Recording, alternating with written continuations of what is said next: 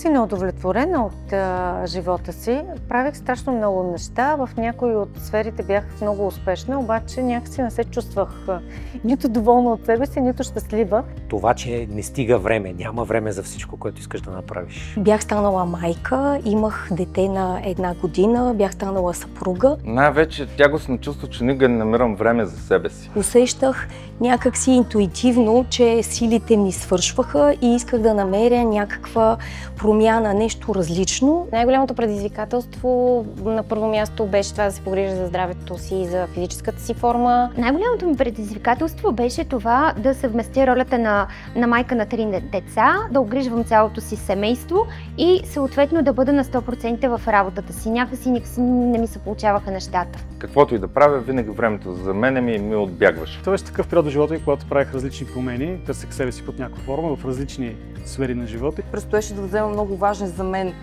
лични решения. Най-искрено казано, имаше моменти на объркване в поставяне на собствените лични семейни цели, така че да можем да усещаме една цялост. По годините винаги исках и имах желанието, но си казах, че не съм готова и че сега не е момента и че може би един ден ще дойде този момент. Моментите бяха много, но всъщност, че животът ми е в толкова много категории.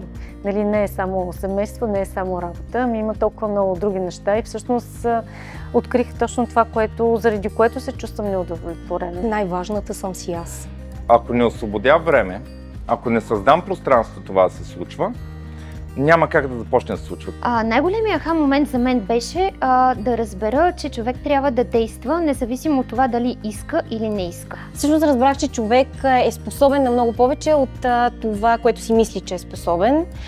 Всъщност имаме много време. В момента това, което вярвам по-скоро е не само като постигна това, че ще бъда щастлив, а как да го разгърна, как да го надградя, как да го приложа в различните сфери, как да ползвам тази енергия, така че да го доразвия в останалите сфери на живота.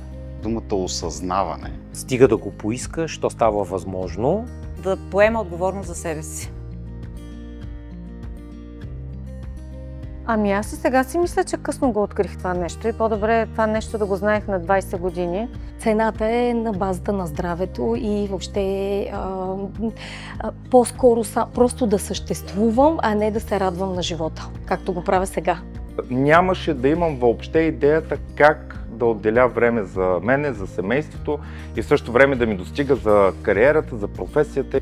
Щяла да съм на тая въртележка и да не знам къде да сляза и от кое да захвана. Просто цената щеше да си живея в едно неведение и в една трудност всеки ден. Всичко се случва по-трудно или изобщо да не се случва. Най-вероятно това щеше да бъде неосъзнаването, ама то прасето си стои в гьола и не знае, че е в гьола, на него му харесва. Може би щастието ми, това, което изпитвам в момента като лична удовлетвореност. Професионално със сигурност нямаше да съм там, където съм.